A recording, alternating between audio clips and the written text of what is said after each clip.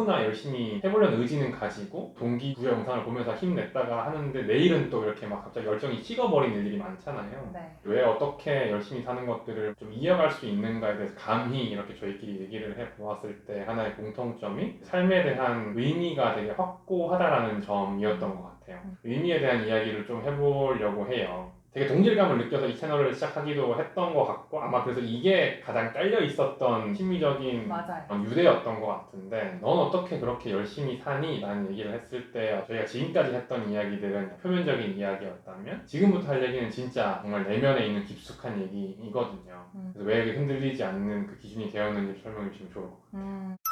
제가 되게 어렸을 때부터 뚜렷하게 가져온 인생의 목적을 생각하면 저는 그 목적을 향해 늘 달려갈 수밖에 없는 삶인 거예요.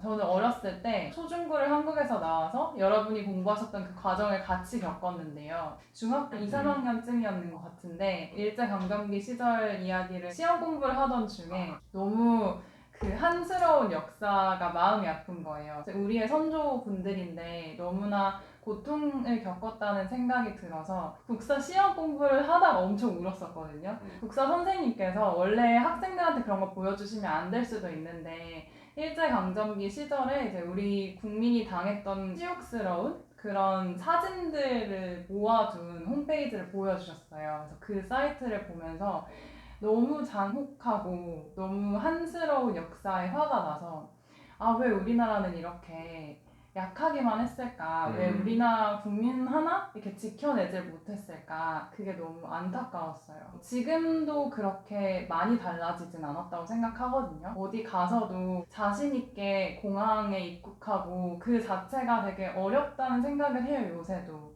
미국 공항에 가면 뭔가 주눅이 들고 뭔가 무섭고 이런 자체가 약한 나라에서 나오는 게 아닌가라는 생각을 많이 하고 물론 지금은 되게 예전에 비해서는 입지가 다져졌지만 더 강한 나라가 될 수 없을까라는 생각을 하게 됐어요. 아, 그러면 가장 강한 나라가 어딜까? 저는 그때 미국이라고 생각을 했고 그럼 미국의 교육을 한번 받아봐야겠다. 미국이 왜 그렇게 강대국이 될 수 있는지를 알아야겠다라는 생각에 미국 대학을 가기로 완전히 저의 진로를 바꿨죠. 장래 희망도 그때 바뀌었는데 원래는 저는 의사를 되게 하고 싶었어요. 사람을 살리는 존재만으로도 가치 있는 직업이라고 생각을 했고 물론 못했을 수도 있지만 의대를 가고 싶었었는데 물론 되게 수많은 사람을 살릴 수는 있겠지만 세상을 바꾸는 역할은 아니라고 생각을 했어요. 의사 자체가. 그러면 우리나라를 좀 더 힘있게 하고 당당하게 설 수 있게 하는 위치가 어딜까라는 생각에서 정치 아니면 경영이 아닐까라고 저는 생각을 했고 어렸을 때 제가 겪은 거에서 생각할 수 있었던 것 같아요. 근데 정치는 이제 우리나라는 너무 옳고 그름보다는 지금은 너무 좋고 싫음이 되어버려서 아, 이거는 사람들의 그 가치관을 바꾸기 어렵겠다라는 생각이 들어서 그러면 정말 필요에 의해 결정되는 경영 쪽으로 가보자. 글로벌 기업 같은 경우는 우리나라뿐만 아니라 세계에 큰 영향을 주고 있잖아요. 기업의 역할이 제가 원하는 꿈을 실현해주지 않을까? 라는 생각에 경영학과로 과도 그때 어렸을 때 정하게 됐어요. 그래서 그 목적이 저는 너무 명확한 거예요. 대한민국에 기여하고 싶다. 나라에 도움이 되는 일을 하고 싶다라는 생각을 저는 중학교 때 했고 그 길로 미국 대학을 가야 된다는 결정을 내렸고 그래서 경영학과를 졸업해서 지금도 이런 경영 쪽에서 계속 일을 하고 있는 것 같아요. 행운이라고 생각을 하는데 그런 목적이 어렸을 때부터 뚜렷해서 그 목적에 벗어나는 삶을 살아본 적이 없는 것 같아요. 그러다 보니까 저는 이뤄야 할 게 있고 언젠가는 다가가야 되잖아요. 더 현실적으로. 그러기 위해서는 지금 너무 멀리 떨어져 있으니까 열심히 안 살 수가 없는 거죠. 그래서 제가 답한 게 열심히 안 사는 방법이 뭘까? 라는 생각을 하게 됐던 거예요. 되게 충격적일 수가 있어요. 처음 들으면. 나라를 위해 살고 싶고 더 강력한 나라를 만들기 위해서 경영학을 하고 싶다라는 생각을 중학교 때 무려 했고 근데 그것이 똑같이 우리가 들었던 맞아요. 그 수업이었고 근데 그 수업 우리는 그냥 그 자체를 저도 똑같고 저도 보면서 아 한국이 약했구나 근데 이거 시험에 나오나? 아 외워야 되나? 짜증나 라고 생각했던 것 같은 어떤 그 순간을 본인의 인생의 의미로 녹여내시고 근데 똑같이 뭐 독도는 우리 땅이야 라고 외치면서도 한순간이었던 것 같아요. 그 의미가. 그게 지나고 나면은 뭐 딴 게 훨씬 더 중요하죠. 뭐 연애가 더 중요하고 다른 친구가 더 중요하고. 상은님한테는 그 의미가 되게 깊게 남았는데 그걸 되게 허투루 지나가지 않으시고 계속 되뇌이고 나는 왜 여기에 되게 이렇게 반응을 하는 걸까를 고민하셔서 지금까지도 진짜 그 한 14살, 5살 때 먹었던 그 마음이 지금도 이어오고 있는 거니까 진짜 그게 의미라는 생각이 들어서 정말 되게 존경하게 됐어요. 그 얘기를 듣고 정말 인생의 거의 반을 이제 그 의미를 갖고 살아오셨던 케이스를 상하님이 소개해 맞아요. 주셨던 것 같고 그래서 흔들리지 않았던 것 같고 되게 명확하게 살아오셔서 그런 큰 미국 회사들에 가서 또 배우고 이런 것들이 되게 이제 일관성 있는 행보였던 것 같아요. 저의 얘기를 한번 드려보면 네. 저는 그렇지 못했어요. 저는 수능 점수에 맞춰서 대학을 갔고 그때 가장 인기 있는 과인 경영대를 갔어요. 완전 스타팅 포인트가 다르죠.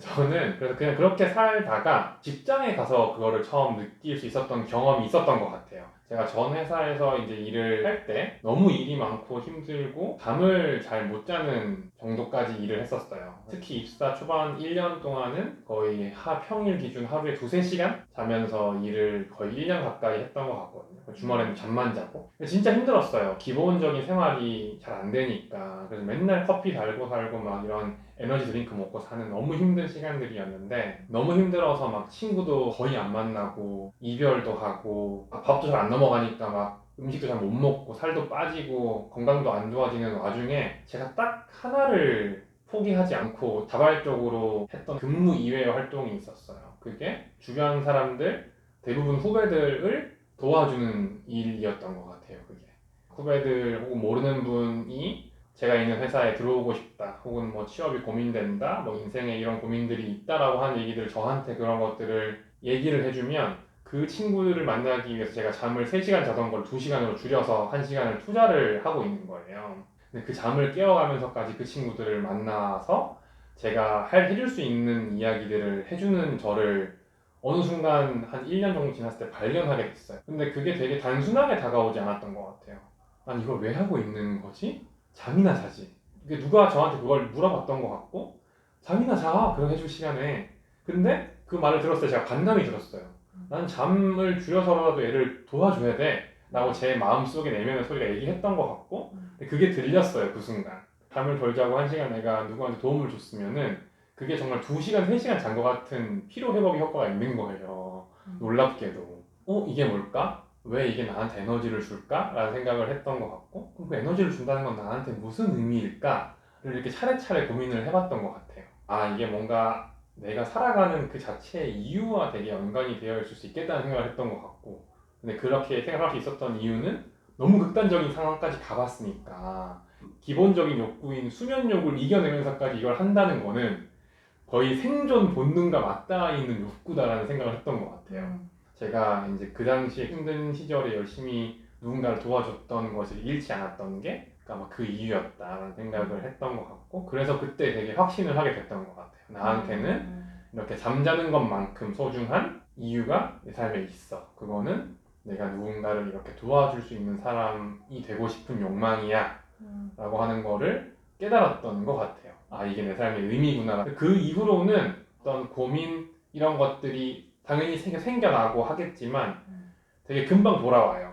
다시 난 이렇게 살기 위한 목적을 가지고 있는 사람이야. 그래서 막 방황을 되게 길게 하거나 힘들어하는 순간 당연히 있지만 언젠간 내가 돌아가야 할 곳이 되게 명확하다는 생각이 있어서 더 확고한 어떤 기준들과 신념들로 살아갈 수 있다라는 생각을 하게 됐습니다.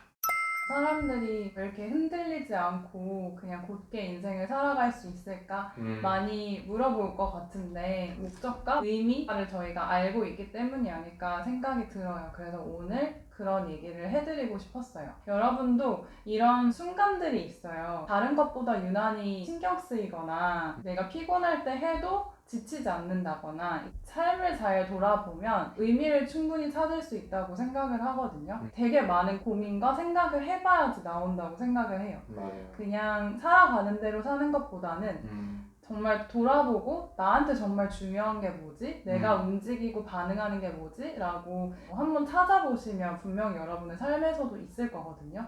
그게 저희랑 절대 같지는 않을 거고 뭔가 여러분만의 이유가 있을 거고 저는 그게 오만할 수도 있겠지만 태어난 이유라고 생각을 했던 것 같아요. 이 세상에 이 시점에 이 공간에 각자 그 역할이 있겠구나 그 의미가 있겠구나라고 생각을 했고 저희는 그걸 찾아서 굳이 흔들릴 것도 없고 그냥 그대로 살게 되는 것 같아요. 이게 가치관이 됐고 저희의 목표가 이제 수립이 됐고 해서 맞습니다. 흔들리지 않는 삶을 좀 살기 위해서는 한번 목적을 찾아봐도 좋지 않을까라는 생각을 해봅니다. 저희가 운이 좋았다고 얘기를 했지만 어떻게 그럼 이 목적을 좀 찾을 수 있는지가 좀 궁금해지실 것 같아서 이걸 찾을 수 있었는지 저희의 일화를 좀 더 소개를 해드리면 혹은 방법들이 힌트가 됐던 걸 소개해드리면 도움이 될 것 같아서 다음 영상에서 네. 그걸 찾아뵙는 걸로 하겠습니다. 오늘 여기까지인가요? 그런 것 같아요. 네. 안녕. 다음에 다시 뵙겠습니다.